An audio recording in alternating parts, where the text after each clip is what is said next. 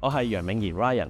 樂活新中年慈善動力成立喺2015年，係香港稅局認可嘅慈善機構，主要為本地50歲或者以上嘅新中年提供工作同埋義工配對、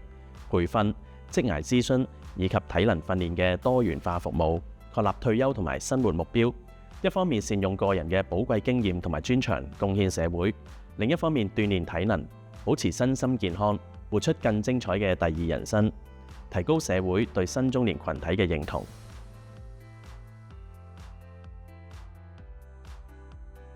不少中外研究均表示，新中年保持適量、持之以恆嘅運動，可改善體魄、提升活動能力之餘，更有機會減少中年常見身體毛病。近年越嚟越多新中年認識恆常運動嘅好處，希望由零開始，一步步養成運動習慣。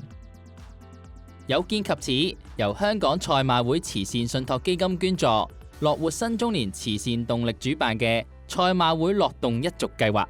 特別為新中年設計2款全新為期4至6個月嘅體能課程，分別適合想預防或改善三高人士及想提升肌力及減輕痛症嘅人士，幫助佢哋培養定期運動嘅習慣。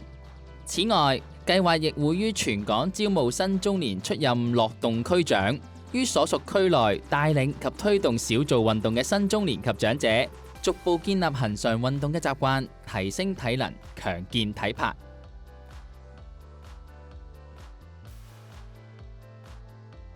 賽馬會樂動一族計劃有4個特色： 1. Train the Trainer 區長訓練。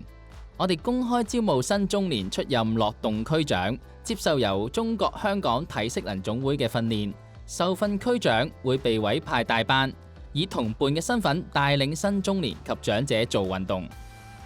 2. 較長期嘅訓練課程。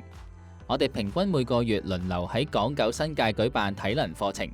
有別於坊間嘅2至3個月課程，樂動一族課程為期4至6個月，每星期1次，而第1個月嘅課堂更由中國香港體適能總會教練親自教導。為時數個月嘅課程，能讓少運動嘅參加者有更多嘅時間適應同學習，學員之間亦有較長時間建立友誼，在互相支持鼓勵下，會較容易養成恆常運動嘅習慣。3. 每月1次嘅戶外運動計劃，另一獨特之處係喺室內訓練之外，提供每月1次嘅戶外訓練。呢個安排十分受歡迎，戶外戶內並行，令活動更多樣化，參加者更投入。4. 錄像重溫。我哋特別為第1個月嘅教練課堂錄影，學員可以跟隨錄像喺屋企隨時重溫教練所教導嘅動作，提升學習效果。